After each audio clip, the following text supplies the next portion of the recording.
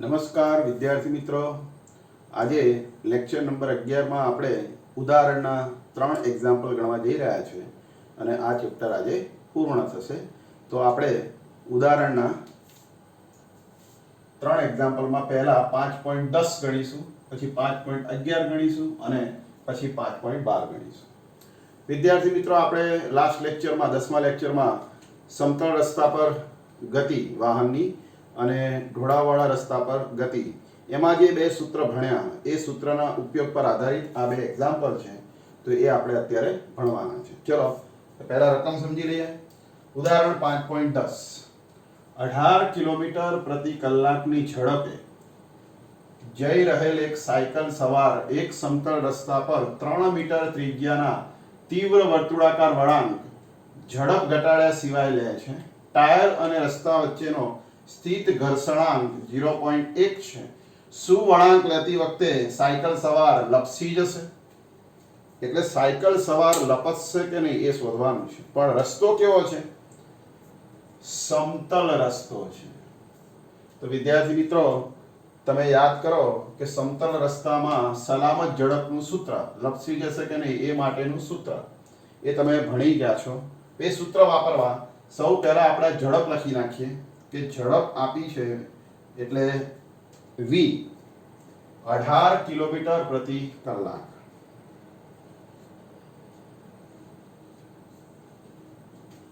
હવે કિલોમીટરના મીટર કેટલા? તો 1000 ભાગ્યા કલાકની સેકન્ડ કેટલી? 3600.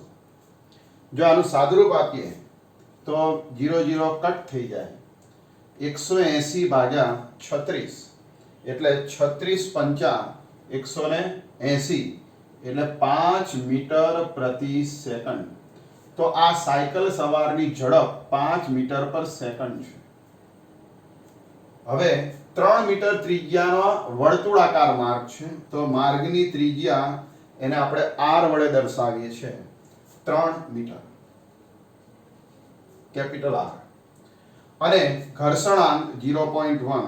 અહીંયા સમતલ રસ્તો છે, સ્થિત ઘર્ષણાંક લઈશું μs 0.1 અને ઘર્ષણાંકનો એકમ હોતો નથી એટલે અહીંયા એકમ લખીશું નહીં. પ્રશ્ન છે સાયકલ સવાર લપસી જશે? તો યાદ કરો, સમતલ રસ્તા પર કયું બળ લાગતું હોય? ઘર્ષણ બળ. ઘર્ષણ બળમાંથી જે સાયકલ સવાર છે એને જરૂરી એવું કેન્દ્રગામી બળ મળતું હોય છે. પરંતુ આ શરતનું જો પાલન થાય, v² ≤ μs rg, જો આ શરતનું પાલન થાય તો સાયકલ સવાર લપસ્યા સિવાય ગતિ કરી શકે, એટલે કે ફેંકાયા સિવાય ગતિ કરી શકે. આને કહેવાય કે બરાબર લપસ્યા સિવાય ગતિ માટેની આ શરત છે. જો આ શરતનું પાલન થાય તો એ લપસ્યા સિવાય ગતિ કરી શકે. હવે આ શરતમાં જો કિંમત મૂકીએ, જો આ શરત સાચી સાબિત થાય, આ શરતનું પાલન થાય તો લપસ્યા સિવાય ગતિ કરી શકે. જો આ શરતનું પાલન ના થાય તો લપસી જશે. ચલો v નો વર્ગ એટલે v કેટલું છે? 5. તો 5 નો વર્ગ ≤ μs ઘર્ષણાંક 0.1 ગુણ્યા r3 મીટર અને ગુરુત્વ પ્રવેગ તો આપણે જાણીએ છીએ 9.8. તો અહીંયા 5 નો વર્ગ 25 થાય. અહીંયા 9 8 તરી 24 4 અને વધી 2 9 તરી 27 ને 2 29 એટલે આ બેનો ગુણાકાર 29.4 થાય. પરંતુ અહીંયા 0.1 છે એટલે ભાગ્યા 10 કરો તો 29.4 ભાગ્યા 10 એટલે 2.94 થશે. તો વિદ્યાર્થી મિત્રો, આ 25 અને આ 2.94. તો હવે 25 કરતા આ મૂલ્ય એ મોટું હોવું જોઈએ તો લપસે નહીં. પરંતુ આ 25 કરતા આ મૂલ્ય નાનું થયું એટલે શું થશે કે સાયકલ સવાર લપસી જશે. આ શરતનું પાલન થતું નથી એટલે સાયકલ સવાર લપસી જશે, ફેંકાઈ જશે. ટૂંકમાં આ શરત તમારે ઉપયોગમાં લેવી પડે. તો આ રીતે બહુ જ સહેલો એક્ઝામ્પલ છે વિદ્યાર્થી મિત્રો. આ એમસીક્યુમાં પણ 1 માર્ક્સમાં પૂછી શકાય એવો છે અને વીએસક્યુમાં પણ પૂછાય. તો એ પ્રકારનો આ દાખલો છે અને 2 માર્ક્સમાં પણ પૂછાય થિયરીના બદલે, અથવા તમને 3 માર્ક્સમાં પણ કોઈ સર પૂછી શકે છે. એટલે આ 1 માર્ક્સ, 2 માર્ક્સ, 3 માર્ક્સ ત્રણેયમાં બંધ બેસે એવો એક્ઝામ્પલ છે. તો તમારે આ સૂત્ર દ્વારા એને ગણવાનું. હવે ઉદાહરણ 5.11 સ્પર્ધા માટેના એક 300 મીટર ત્રિજ્યાનો વર્તુળાકાર માર્ગ 15 ડિગ્રીના ઢોળાવવાળો છે. એટલે વિદ્યાર્થી મિત્રો ત્રિજ્યા આપી દીધી છે તો આપણે લખતા જઈએ કે ત્રિજ્યા 300 મીટર.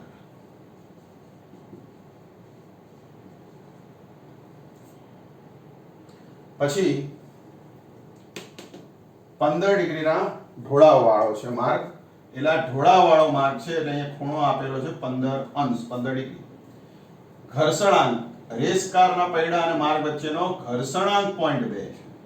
એટલે ઘર્ષણાંક એટલે μs 0.2. તો આ ટાયરનો ઘસારો નિવારવા ઓપ્ટિમમ ઝડપ કેટલી હશે? ઓપ્ટિમમ ઝડપ કેટલી હશે? વિદ્યાર્થી મિત્રો ઓપ્ટિમમ ઝડપ એટલે શું? આપણે ગયા લેક્ચરમાં વાત કરી હતી કે જે ઝડપે વાહનના ટાયર ઉપર લાગતો ઘસારો ન્યૂનતમ હોય. એટલે કે એમાં માત્ર લંબ બળનો જે ઘટક છે એ ઘર્ષણ બળના બદલે લંબ બળનો ઘટક એ વાહનને જરૂરી એવું કેન્દ્રગામી બળ પૂરું પાડતો હોય તો ત્યારે જે ઝડપ છે ઓપ્ટિમમ ઝડપ કહેવાય. તો ઓપ્ટિમમ ઝડપનું સૂત્ર એટલે VO is equal to optimum speed. તો એનું સૂત્ર યાદ કરો rg tan θ. ગયા લેક્ચરમાં આપણે સાબિત કર્યું હતું અને એની 1/2 ઘાત. હવે r એટલે ત્રિજ્યા કેટલી છે? 300. g એટલે ગુરુત્વ પ્રવેગ 9.8 અને tan θ એટલે 15 ડિગ્રી અને એની 1/2 ઘાત. હવે વિદ્યાર્થી મિત્રો અહીંયા tan 15 ની કિંમત તમારે નેચરલ tan ની અંદર લોગ ટેબલ ની જે પુસ્તિકા છે એમાં જોતા આ માપ 0.27 મળે છે. એટલે 300 ગુણ્યા 9.8 ગુણ્યા 0.27 એની 1/2 ઘાત. હવે વિદ્યાર્થી મિત્રો આ બધાનો ગુણાકાર એ 793.8 આવું કંઈક એનું મૂલ્ય થાય છે અને એની તમે 1/2 ઘાત એટલે કે વર્ગમૂળ.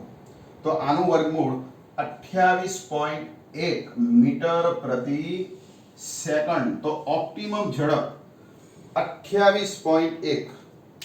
વિદ્યાર્થી મિત્રો ઓપ્ટિમમ ઝડપ થશે કે આ માર્ગ ઉપર રેસ કારની ઓપ્ટિમમ ઝડપ 28.1 મીટર પર સેકન્ડ થશે. તો આ સૂત્ર દ્વારા તમે ઓપ્ટિમમ ઝડપ શોધી શકો છો. હવે આગળ જુઓ બી. 2 ભાગમાં આ એક્ઝામ્પલ છે. ગયા લેક્ચરમાં આપણે જે સૂત્ર ભણી ગયા હતા એ સૂત્રનો જ અહીંયા આપણે ઉપયોગ કરીએ છીએ. આ કોઈ સૂત્રો નવા નથી, તમારે એની થિયરી તૈયાર કરવી પડશે તો આ સૂત્રો તમે આસાનીથી તૈયાર કરી શકશો. હવે બી લપસવાનું નિવારી શકાય તેવી શક્ય મહત્તમ ઝડપ કેટલી? એટલે ઢોળાવવાળા માર્ગ ઉપર વાહન ફેંકાઈ ના જાય એ માટેની મહત્તમ સલામત ઝડપનું સૂત્ર આપણે ગયા લેક્ચરમાં આ સૂત્ર સાબિત કર્યું હતું. યાદ કરો v મેક્સિમમ બરાબર બ્રેકેટમાં rg into μs plus tan theta ભાગ્યા 1 minus μs tan theta. આવું સૂત્ર તમે ભણી ગયા છો. વર્ગમૂળમાં 1/2 ઘાત વર્ગમૂળની અંદર ત્રિજ્યા ગુણ્યા ગુરુત્વ પ્રવેગ ઇન્ટુ બ્રેકેટમાં ઘર્ષણાંક પ્લસ tan થીટા છેદમાં બ્રેકેટમાં 1 ઓછા ઘર્ષણાંક ગુણ્યા tan થીટા. હવે ફક્ત આમાં કિંમત જ મૂકીને સાદરૂપ આપવાનું છે. બાકી આમાં નવું કશું જ નથી, માત્ર સાદુરૂપ છે, ખાલી સૂત્ર આવડવું જરૂરી છે. ચલો r એટલે 300 મીટર, ગુરુત્વ પ્રવેગ 9.8, mu s ઘર્ષણાંક 0.2, tan theta tan 15 degree છેદમાં 1 ઓછા 0.2 ઘર્ષણાંક ગુણ્યા tan 15 ડિગ્રી અને 1/2 ઘાત. હવે અહીંયા વિદ્યાર્થી મિત્રો આ 300 ગુણ્યા 9.8 ગુણ્યા, હવે tan 15 ની કિંમત શું? તો હમણાં જ આપણે વાત કરી 0.27, એવી રીતે 0.2 ગુણ્યા 0.27, tan 15 ની વેલ્યુ તમે 0.27 એ તમે ટેબલ ઉપરથી મળી જશે, પુસ્તિકા પરથી. હવે આનું સાદુરૂપ આપીએ તો 300 ગુણ્યા 9.8 ગુણ્યા આ બંનેનો સરવાળો 0.2 ને 2 4, 47 છેદમાં 0. આ બંનેનો ગુણાકાર એ 0.27 નું 54, 0.054 અને એને એકમાંથી બાદ કરો 0.054 ને અહીં લખી નાખું છું. ચલો 1 ઓછા 0.054 અને એની બધાની 1/2 ઘાત. તો 300 ગુણ્યા 9.8 ગુણ્યા 0.47 છેદમાં 1 ઓછા 0.054 એટલે કે 0.946 આવું માપ થશે. અને આનો ભાગાકાર એ 0.496 થશે. એટલે અહીંયા 0.400 આનો ભાગાકાર કેલ્સીથી તમારે કરવો પડશે તો 0.496 થશે. તમે ચેક કરી લેજો, મને યાદ છે એટલે હું લખું છું, તમારે ચેક કરી લેવાનું. અને હવે આ બધાનો જે ગુણાકાર છે એ 1458.2 થશે. આ બધાનો ગુણાકાર કેલ્સીથી કરતા 1458.2 એનું વર્ગમૂળ લેતા જવાબ 38.1 મીટર પર સેકન્ડ થશે. એટલે કે ઢોળાવાળા માર્ગ ઉપર વાહન લપસી ના જાય એ માટે ઝડપ કેટલી હશે? 38.1 મીટર પર સેકન્ડ. તો ઓપ્ટિમમ ઝડપ 28.1 હતી, જ્યારે મેક્સિમમ ઝડપ 38.1 મળી. તો આ બંનેમાં શું ડિફરન્સ? તો આટલી ઝડપે વાહન જશે ત્યાં સુધી કેન્દ્રગામી બળ એ માત્ર લંબ બળના ઘટકમાંથી મળશે, ઘર્ષણમાંથી મળશે નહીં.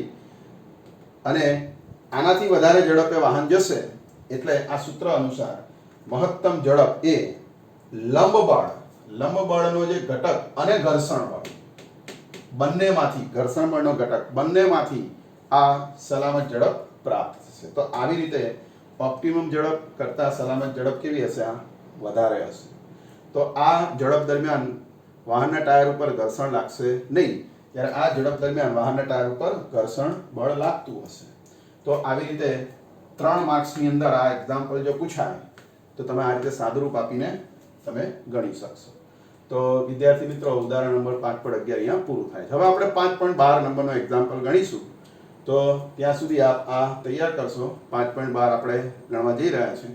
તો આ એક્ઝામ્પલ ત્યાં સુધી આપ તૈયાર કરશો, સૂત્ર અને એનું સાદું.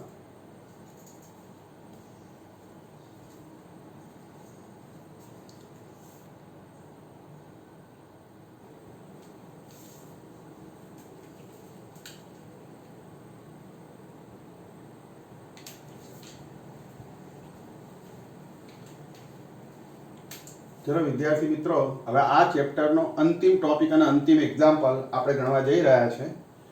જો બોર્ડ ઉપર 5.11 આ ચેપ્ટર 5 નો છેલ્લો ટોપિક છે, આપણું 11મું લેક્ચર છે અને એની અંદર આપણે આ 5.11મો ટોપિક છે. આપણે દરેક લેક્ચરમાં એક ટોપિકનો સમાવેશ કર્યો છે. એટલે જેટલા ટોપિક છે એટલા લેક્ચર છે. તો 11 ટોપિક છે અને 11 લેક્ચરો છે. જો સ્ટેપ બાય સ્ટેપ તમે એક ટોપિકને એક લેક્ચર તૈયાર કરશો તો તમે એક પણ વસ્તુ તમને સમજાશે નહીં એવું બનશે નહીં. એટલે આ ચેપ્ટર સારી રીતે તૈયાર કરવા 11 લેક્ચર 1 2 3 4 એમ કન્ટિન્યુ તમારે એને સ્ટડી કરવા અને એ પ્રમાણે ટેક્સ્ટમાંથી તૈયાર કરવું જરૂરી છે. ચલો આપણે 5.11 ટોપિકનું નામ છે યંત્રશાસ્ત્રમાં કોયડાઓ ઉકેલવા જરૂરી સોપાન. વિદ્યાર્થી મિત્રો, જ્યારે જ્યારે આવા એક્ઝામ્પલ આવે આકૃતિવાળા, ત્યારે આપણને મુશ્કેલી થતી હોય છે કે એક્ઝામ્પલ કેવી રીતે ગણવો. તો એ મુશ્કેલીનો ઉકેલ આપણને અહીંયા ટેક્સ્ટની અંદર આવા 5 મુદ્દાઓ લખીને એ ઉકેલ આપણે શોધીશું. તો એને કોયડા ઉકેલવા આ 5 મુદ્દાઓ સમજવા જરૂરી છે. જો આ 5 મુદ્દાઓ સમજાઈ ગયા તો તમે આવા અનેક એક્ઝામ્પલો પરીક્ષામાં ગણી શકશો. તો આવા આકૃતિવાળા એક્ઝામ્પલ આ ચેપ્ટરમાંથી મેક્સિમમ પૂછાય છે. એટલે તમારે કોયડા મિકેનિક્સના ઉકેલવા આ સમજવું જરૂરી છે. ચલો એને સમજીએ. અગાઉ પણ આ ચર્ચામાં હું કરી ચૂક્યો છું, પરંતુ ત્યારે આપણે જરૂર પૂરતી ચર્ચા કરી હતી એક દાખલામાં, તણાવ બળના એક્ઝામ્પલમાં. પણ અહીંયા આપણે થોડું ડીપમાં સમજીશું. ચલો, પહેલો મુદ્દો કે પદાર્થના યંત્રશાસ્ત્રમાં કોયડા ઉકેલવા પદાર્થના જુદા જુદા ભાગો, જોડાણો, આધારો વગેરેને વ્યવસ્થિત રીતે દર્શાવતી આકૃતિ દોરો. પદાર્થના જુદા જુદા ભાગો, માની લો કે આ બ્લોક છે, આ નળાકાર છે, પછી એના જોડાણ, આ બધું જોડાણ છે, આ તળિયા ઉપર એટલે કે એને મૂકેલું છે, તો વગેરેને વ્યવસ્થિત રીતે દર્શાવતી આકૃતિ દોરો. આ આકૃતિ દોરવાની. પછી સમૂહના એક સગવડ પડે તેવા ભાગને તંત્ર તરીકે પસંદ કરો. માની લો કે આ આકૃતિ A છે, તો એમાં આ બ્લોક છે, એને આપણે અહીંયા તંત્ર તરીકે પસંદ કરીએ. પછી આયા નળાકાર અને બ્લોક બંને છે, તો બંનેને ભેગા એક તંત્ર તરીકે આપણે પસંદ કરી. એટલે આવી રીતે સગવડ પડે તેવા ભાગને તંત્ર ધારવાનું. આપણે અહીંયા બ્લોકને તંત્ર ધાર્યું, અહીંયા બ્લોક અને નળાકાર બંનેને સંયુક્ત રીતે તંત્ર ધાર્યું. એટલે આપણી ઈચ્છા અનુસાર, સગવડતા અનુસાર આપણે અહીંયા તંત્ર ધારવાના જુદા જુદા ભાગને. પછી ત્રીજા નંબરે આ તંત્ર અને સમૂહના બાકીના ભાગો વડે તેના પર લાગતા બળોને દર્શાવતી આકૃતિ દોરો. આ તંત્ર અને સમૂહ, આ તંત્ર છે અને એના પર લાગતા બળોને આકૃતિ દોરો. એટલે આના પર 2 બળો લાગે છે, તો એની આ આકૃતિ દોરી. એવી રીતે અહીંયા આ તંત્ર ઉપર 2 બળો લાગે છે, એની પણ આ આકૃતિ દોરી. અને તંત્ર બીજા માધ્યમો વડે લાગતા બળોનો પણ સમાવેશ કરો. માની લો કે પૃથ્વીનું ગુરુત્વાકર્ષી બળ લાગે છે, તો અહીંયા એને પણ અહીંયા ધ્યાનમાં લેવાનું. તંત્ર વડે પરિસર પર લાગતા બળોનો સમાવેશ કરવો નહીં. અહીંયા તંત્ર પર આ 2 બળો લાગે છે, આ તંત્ર પાછું બીજા પર બળ લાગતું હોય, પરિસર ઉપર. પરિસર એટલે આજુબાજુનું પર્યાવરણ. તો તંત્ર વડે અન્ય પદાર્થો પર પણ બળ લાગે આજુબાજુના, પણ એ ધ્યાનમાં લેવાના નથી. એટલે લખ્યું છે કે પરિસર પર લાગતા બળોનો સમાવેશ કરવો નહીં. આ પ્રકારની આકૃતિને ફ્રી બોડી ડાયાગ્રામ કહે છે. તો વિદ્યાર્થી મિત્રો, આ જે આકૃતિ દોરી કે આ તંત્ર એને પર લાગતા બળો દર્શાવ્યા, અને આ આકૃતિને ફ્રી બોડી ડાયાગ્રામ કહેવામાં આવે છે. શું કહેવાય છે? Free body diagram. શોર્ટમાં એને કહેવાય FBD, ફ્રી બોડી ડાયાગ્રામ. એટલે FBD. F for free, B for body, D for diagram. ગુજરાતીમાં એને કહેવાય મુક્ત પદાર્થ રેખાકૃતિ. ફ્રી એટલે મુક્ત, બોડી એટલે પદાર્થ, ડાયાગ્રામ એટલે રેખાકૃતિ, મુક્ત પદાર્થ રેખા ચિત્ર. હવે નેક્સ્ટ, ફ્રી બોડી ડાયાગ્રામમાં જે બળો તમને આપેલા હોય અથવા જેમને લાગવા માટે તમે ચોક્કસ હોય તેમનો સમાવેશ કરો. તો આના પર જેટલા બળો લાગતા હોય એને દર્શાવવાના. જે બળો વિશે આપણે ચોક્કસ હોય એ બળો અહીંયા દર્શાવવાના. અને જે બળો વિશે ચોક્કસ ના હોય, અજ્ઞાત હોય, તો અજ્ઞાત બળો અહીંયા, ધારો કે R છે તો એ અજ્ઞાત છે, તો અજ્ઞાત બળોને પણ દર્શાવવાના. એટલે ચોક્કસ બળો દર્શાવવાના, અજ્ઞાત બળ પણ દર્શાવવાના. પછી આગળ વાંચો કે બાકીના અજ્ઞાત તરીકે લઈ, હવે તમે ચોક્કસ હોય તેવા બળોનો સમાવેશ કરો અને બાકીના અજ્ઞાત તરીકે લઈને ગતિના નિયમો વાપરી શોધી કાઢો. હવે આ અજ્ઞાત બળ છે એ ગતિના નિયમ વાપરીને શોધવાનું છે. ન્યૂટનના ગતિના નિયમો, બીજો નિયમ, પહેલો નિયમ, ત્રીજો નિયમ વગેરે નિયમ વાપરીને શોધી કાઢવા. હવે જરૂર પડે તો બીજું એક તંત્ર પસંદ કરી ન્યૂટનના ત્રીજા નિયમનો ઉપયોગ કરો. આ તંત્ર અહીંયા ધાર્યું, આનું તંત્ર અહીંયા ધાર્યું, જો જરૂર પડે તો આ સિવાયનું પણ કોઈ તંત્ર ધારી ન્યૂટનના ત્રીજા નિયમનો ઉપયોગ કરો. ટૂંકમાં તમારે મિકેનિક્સના કોયડા ઉકેલવા હોય તો એવા સમયે તમારે સૌ પ્રથમ તમારે કોઈ તંત્ર ધારવાનું, એટલે કે કોઈ પદાર્થ છે એને તંત્ર તરીકે ગણવાનું, તેના પર બીજા નંબરે બળ બતાવવાના, અને ત્રીજા નંબરે એનો એફવીડી દોરવાનો, ફ્રી બોડી ડાયાગ્રામ, ચોથા નંબરે સમીકરણ બનાવવાના, અને પાંચમા નંબરે એનો ઉકેલ શોધવાનો, એટલે આપણને જવાબ મળી જાય. બસ આ 5 સ્ટેપમાં આપણે અહીંયા કામ કરીશું. તો ચલો હવે આ મુદ્દાઓ જો તમને યાદ રહી ગયા હોય તો હવે આપણે ઉદાહરણ 5.12 આ ચેપ્ટરનો છેલ્લો એક્ઝામ્પલ ઉદાહરણનો આપણે ગણવા જઈ રહ્યા છીએ. તો હવે એને આપણે સમજીશું. આ 5 મુદ્દાઓને ધ્યાનમાં રાખીને આ એક્ઝામ્પલ ગણવાનો છે.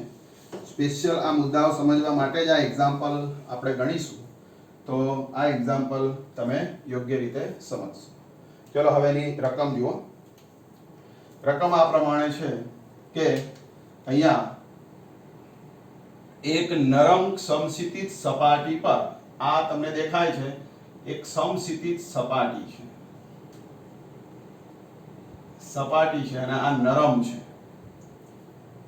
લાકડાનો 2 કિલોગ્રામ દળનો એક બ્લોક સ્થિર પડેલો છે. આ નરમ સપાટી ઉપર આ લાકડાનો એક બ્લોક, એ લાકડાનો બ્લોક સ્થિર સ્થિતિમાં છે. આ સ્થિર સ્થિતિમાં છે. જ્યારે 25 કિલોગ્રામ દળના લોખંડના નળાકારને આ બ્લોક પર મૂકવામાં આવે છે ત્યારે તળિયું સતત નમતું જાય છે. હવે આની ઉપર અહીંયા 25 કિલોગ્રામ દળનો લોખંડનો નળાકાર મૂકતા આ 2 કિલોગ્રામ છે, હલકો છે, એની ઉપર આ ભારે પદાર્થ મૂકતા 25 કિલોગ્રામનો આ તળિયું એ કેવું છે તો કે નરમ છે, એટલે એ તળિયું આમ નીચે તરફ ખસે, એટલે કે તળિયું દબાશે આમ નીચે તરફ. તો તળિયું લખ્યું છે કે નીચે તરફ નમે છે. તળિયું નીચે તરફ અહીંયા હતું એ તળિયું આમ નીચે તરફ નમે છે. આ બ્લોક નળાકાર મૂકતા આ તળિયું નીચે તરફ નમે છે.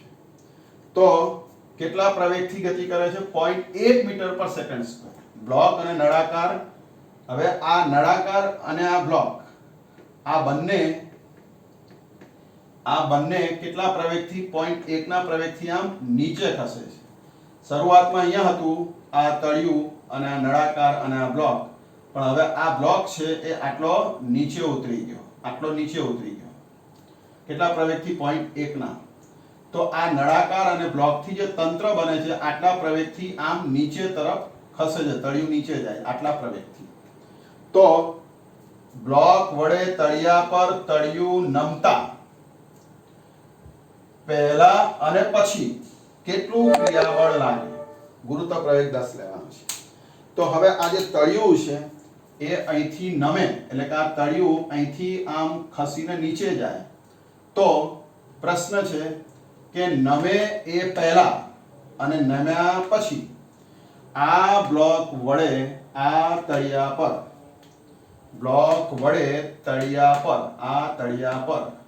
કેટલું ક્રિયાબળ લાગે? બ્લોક વડે તળિયા પર ક્રિયાબળ શોધવાનું છે. તો વિદ્યાર્થી મિત્રો તમને ખ્યાલ આવી ગયો હશે કે બ્લોક વડે તળિયા પર ક્રિયાબળ કેટલું, અને આમાં તંત્ર વડે આ બ્લોક ઉપર ક્રિયાબળ કેટલું, કે જ્યારે આ નમે ત્યારે, નમ્યા પહેલા, નમ્યા પછી. ચલો હવે આપણે રકમ સમજી ગયા હોય તો આગળ એક્ઝામ્પલ કરીએ. સૌ પ્રથમ આ બ્લોક સ્થિર સ્થિતિમાં છે ત્યારે તેનો એફવીડી દોરતા. બ્લોક સ્થિર સ્થિતિમાં હોવાથી, હવે અહીંયા વિદ્યાર્થી મિત્રો કે અહીંયા બ્લોક સ્થિર સ્થિતિમાં છે અને એના પર લાગતા બળો એને દર્શાવતો આ એફવીડી દોર્યો છે. તો એના પર 2 બળો લાગે છે. કેટલા બળો? 2 બળ. એમાં પહેલું બળ, બ્લોક સ્થિર સ્થિતિમાં છે ત્યારે, સ્થિર સ્થિતિમાં હોય ત્યારે તેના પર 2 બળો લાગે છે. એક પૃથ્વીનું ગુરુત્વાકર્ષી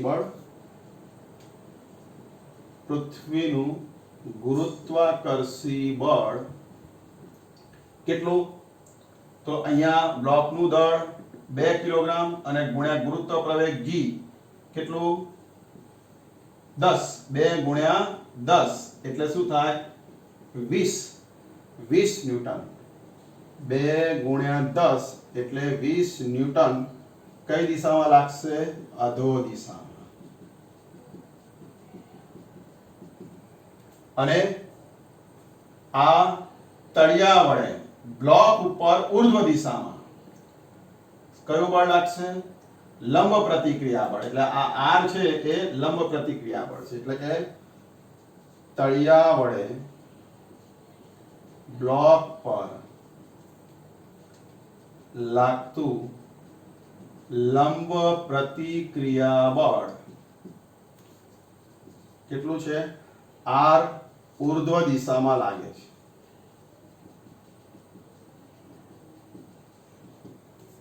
હવે બ્લોક સ્થિર સ્થિતિમાં છે અને ત્યારે આ બે બળ લાગે છે 20 ન્યૂટન અધો દિશામાં અને r ઉર્ધ્વ દિશામાં તો બ્લોક સ્થિર સ્થિતિમાં હોય એટલે ન્યૂટનના પહેલા નિયમ અનુસાર ન્યૂટનના ગતિના પ્રથમ નિયમ અનુસાર શું નિયમ કે ચોખ્ખું બળ આ બ્લોક પર ચોખ્ખું બળ શૂન્ય થવું જોઈએ ચોખ્ખું બળ શૂન્ય થશે ચોખ્ખું બળ શૂન્યનો અર્થ શું થાય તો કે આ બંને બળો સમાન મૂલ્યના અને વિરુદ્ધ દિશામાં એટલે કે આ r બરાબર 20 r ઉર્ધ્વ દિશામાં 20 અધો દિશામાં r બરાબર 20 ન્યૂટન આપણો પ્રશ્ન શું છે બ્લોક વડે તળિયા પર ક્રિયા બળ આ શું થયું તળિયા વડે બ્લોક પર લંબ પ્રતિક્રિયા બળ આપણે શોધવાનું છે બ્લોક વડે તળિયા પર તો ન્યૂટનના ત્રીજા નિયમ અનુસાર ન્યૂટનના ગતિના ત્રીજા નિયમ અનુસાર જેટલો બ્લોક તળિયા વડે બ્લોક ઉપર બળ લાગે તેટલું જ બ્લોક વડે તળિયા પર લાગે એટલે કે બ્લોક વડે તળિયા પર લાગતું ક્રિયાબળ કેટલું થશે તો કે r જેટલું r એ તળિયા વડે બ્લોક ઉપર છે આપણે ન્યૂટનના ત્રીજા નિયમ અનુસાર બ્લોક વડે તળિયા પર આટલું જ થાય એટલે કે 20 એટલે જવાબ આવશે 20 ન્યૂટન થશે તો વિદ્યાર્થી મિત્રો આ 20 ન્યૂટનને શું કહેવાય ક્રિયાબળ બ્લોક વડે તળિયા પર કઈ દિશામાં બ્લોક વડે તળિયા પર આમ અધો દિશામાં એટલે કે આમ અધો દિશામાં તો ચલો એ વિભાગ અહીંયા પૂરો થયો તો તમને વિદ્યાર્થી મિત્રો ખબર પડી ગઈ કે આ બ્લોક વડે તળિયા પર 20 ન્યૂટન બળ અધો દિશામાં લાગશે એટલે કે ક્રિયાબળ 20 ન્યૂટન અધો દિશામાં હવે આ નળાકાર મુકતા આ બ્લોક આટલા પ્રવેગથી નીચે ખસે બ્લોક અહીંયા હતો અહીંયા આવી ગયો અને નળાકાર અહીંયા હતો ઉપર એ નીચે આવી ગયો તો આટલા પ્રવેગથી ગતિ કરે છે તો હવે ક્રિયાબળ કેટલું બ્લોક વડે ટૂંકમાં બ્લોક વડે તળિયા પર તો હવે આપણે બ્લોક વડે તળિયા પર ક્રિયાબળ શોધીએ ક્યારે જ્યારે ખસે ત્યારે તો અહીંયા જવા દઈએ છે આ આકૃતિ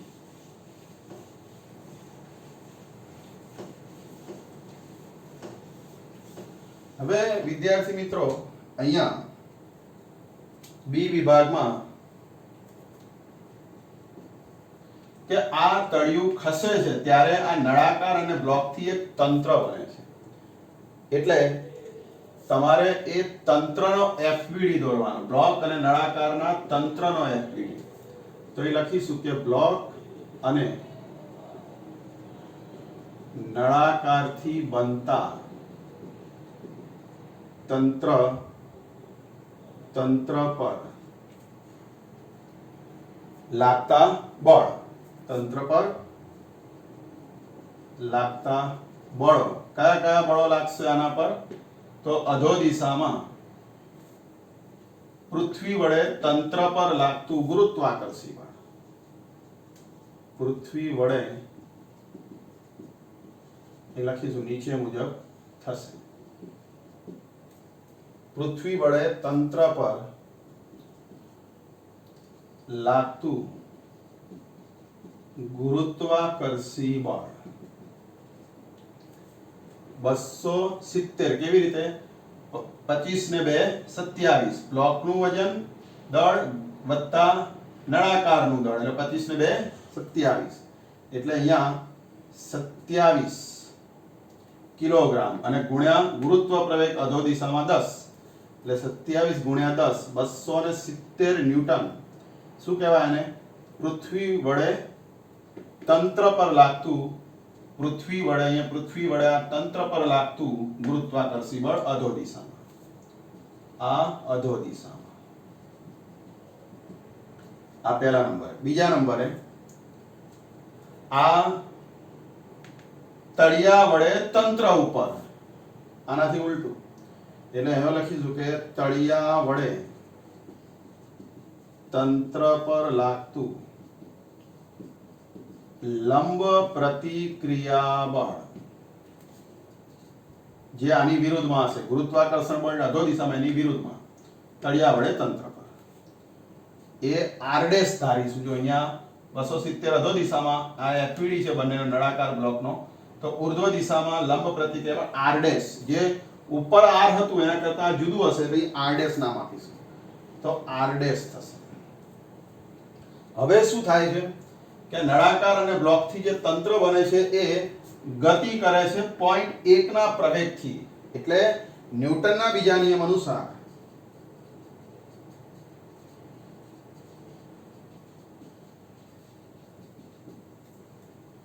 આ તંત્ર ગતિ કરે છે અહીંયા તંત્ર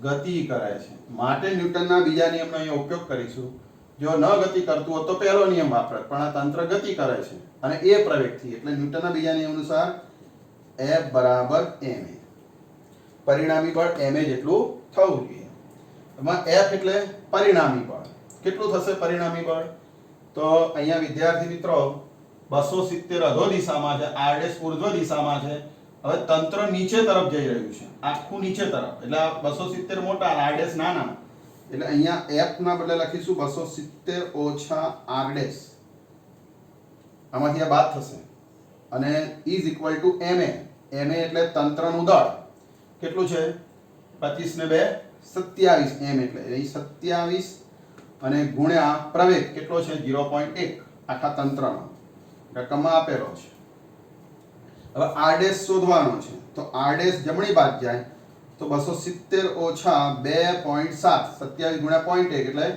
ભાગ્યા 10 કરો 2.7 અને એ બાદ થશે 270 માંથી 2.7 જાય તો કેટલા વધે તો 70 માંથી જો 3 જાય તો 267 થાય અને 0.3 ન્યૂટન તો વિદ્યાર્થી મિત્રો 267.3 ન્યૂટન આટલું ઉર્ધ્વ દિશામાં તંત્ર પર લંબ પ્રતિક્રિયા બળ લાગે એટલે કે આ તળિયા વડે લંબ પ્રતિક્રિયા બળ આટલું લાગે કોના પર તંત્ર પર તો તળિયા વડે તંત્ર પર આટલું બળ લાગે હવે ન્યૂટન આને કહેવાય તળિયા વડે તંત્ર પર કયું બળ લંબ પ્રતિક્રિયા બળ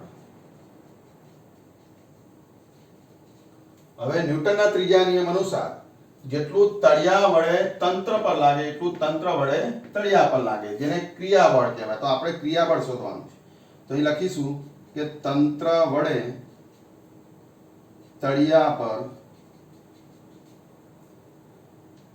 ક્રિયાબળ ન્યૂટનના ત્રીજા નિયમ અનુસાર ન્યૂટનના કયા નિયમ અનુસાર ત્રીજા નિયમ અનુસાર તંત્ર વડે તળિયા પર ક્રિયાબળ આટલું હશે r ડેશ જેટલું એટલે કે 267.3 ન્યૂટન તો આવી રીતે વિદ્યાર્થી મિત્રો કે જ્યારે આ તળિયું સ્થિર હોય ત્યારે બ્લોક વડે તળિયા પર કેટલું ક્રિયાબળ લાગશે તો આપણે 20 ન્યૂટન કેટલું 20 અને એવી રીતે જ્યારે આ ગતિમાં હોય ત્યારે આ તળિયા ઉપર આ તંત્ર વડે ક્રિયાબળ એટલે કે બ્લોક વડે ક્રિયાબળ કેટલું 267.3 હશે એટલે જે ઉપરના કિસ્સામાં હતું એના કરતા ઓછું હશે, એના કરતાં વધારે હશે.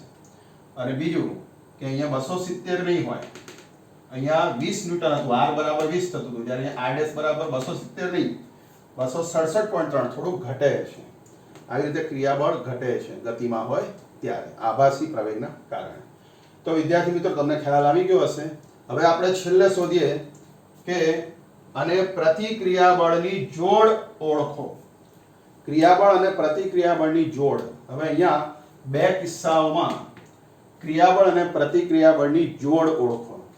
તો અહીંયા પહેલો કિસ્સો કે જ્યારે તળિયા પર આ બ્લોક સ્થિર હોય ત્યારે ક્રિયાબળ અને પ્રતિક્રિયાબળની જોડ.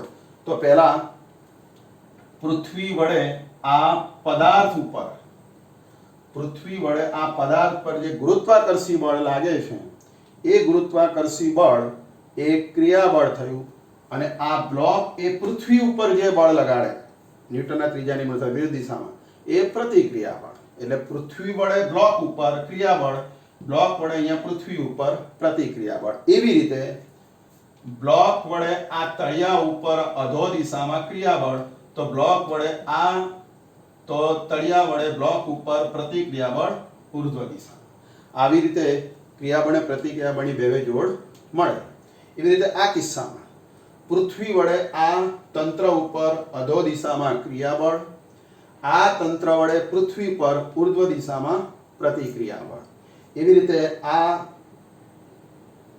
બ્લોક વડે આ તળિયા ઉપર ક્રિયાબળ અને તળિયા વડે આ જે તંત્ર છે એના ઉપર પ્રતિક્રિયાબળ. અને ત્રીજા નંબરે આ નળાકાર વડે આ બ્લોક ઉપર ક્રિયાબળ, બ્લોક વડે આ નળાકાર ઉપર પ્રતિક્રિયાબળ. તો અહીંયા ત્રણ જોડ મળે ક્રિયાબળ અને પ્રતિક્રિયાબળની. તો આવી રીતે આ કિસ્સામાં ક્રિયાબળ પ્રતિક્રિયાબળની બે જોડ મળે, આ કિસ્સામાં ક્રિયાબળ પ્રતિક્રિયાબળની ત્રણ જોડ મળે. તો તમે ન્યૂટનના ત્રીજા નિયમ અનુસાર આ જવાબ લખી શકો. તો વિદ્યાર્થી મિત્રો અત્યારે તમે ઉદાહરણ 5.12 ગણ્યું. હવે આ ચેપ્ટર અહીંયા પૂરું થાય છે. તો વિદ્યાર્થી મિત્રો તમે જે આ 11 લેક્ચર દ્વારા આ ચેપ્ટર સમજ્યા, ગતિના નિયમો ચેપ્ટર 5, એ આજે અહીંયા પૂર્ણ જાહેર કરીએ છીએ. ઉદાહરણના બધા જ દાખલા આપણે ગણાવ્યા છે. જો ઉદાહરણના સમગ્ર એક્ઝામ્પલ અને થિયરી પ્રમાણે જો એને તૈયાર કરતા જશો તો 12 એક્ઝામ્પલ અને 11 થિયરી અને 12 એક્ઝામ્પલ, તો આ 12 અને આ 11 એટલે કે ટોટલ તમે કરો તો લગભગ 23. તો 23 ટોપિક દાખલા સાથે ગણીએ તો એ જો તૈયાર કરશો તો સ્વાધ્યાયના બધા જ એક્ઝામ્પલ તમે સારી રીતે ગણી શકશો. તો સ્વાધ્યાયના એક્ઝામ્પલ ગણવા જરૂરી છે. પરીક્ષાની અંદર માત્ર ઉદાહરણના એક્ઝામ્પલ પૂછાય છે અને સ્વાધ્યાયના પૂછાતા નથી એવું આપણે માનીશું નહીં. ઉદાહરણની જેમ જ સ્વાધ્યાયના દાખલા પણ ગણીશું. એ પણ પરીક્ષા માટે એટલા જ અગત્યના છે જેટલા ઉદાહરણના છે. ઉદાહરણના ગણેલા આપ્યા છે ટેક્સ્ટમાં, અને સ્વાધ્યાયના તમારે ઉદાહરણ પરથી સ્વ અધ્યયનમાં જાતે ગણવાના છે. અને જો કોઈ મુશ્કેલી જણાય તો એ દાખલા પણ આપણે ભવિષ્યમાં સોલ્વ કરીશું. પણ અત્યારે આજના તબક્કે તમે એ પ્રેક્ટિસ દ્વારા એ દાખલાને સોલ્વ કરશો. અને કોઈ તકલીફ હોય તો અમને જાણ કરશો. તો વિદ્યાર્થી મિત્રો આજના લેક્ચરમાં તમે છેલ્લો ટોપિક ભણ્યા અને છેલ્લો એક્ઝામ્પલ ભણ્યા. તો આજે આ ચેપ્ટર અહીંયા પૂરું થાય છે. નેક્સ્ટ લેક્ચરમાં નવું ચેપ્ટર 7 એની આપણે શરૂઆત કરીશું, ચાક ગતિ. તો એ ચેપ્ટર સમજવા તમારે 1 થી 5 ચેપ્ટર અને છઠ્ઠું ચેપ્ટર એને પણ તૈયાર કરવું જરૂરી છે. તો આપ સારી રીતે પ્રેક્ટિસ કરી અને આ 1 થી 6 ચેપ્ટર તૈયાર કરશો તો 7મા ચેપ્ટરમાં તમને ખૂબ મજા આવશે. તો આજે આટલું રહેવા દઈએ છીએ. નેક્સ્ટ લેક્ચરમાં નવા ચેપ્ટર સાથે ફરી મળીશું. ત્યાં સુધી જય સ્વામિનારાયણ.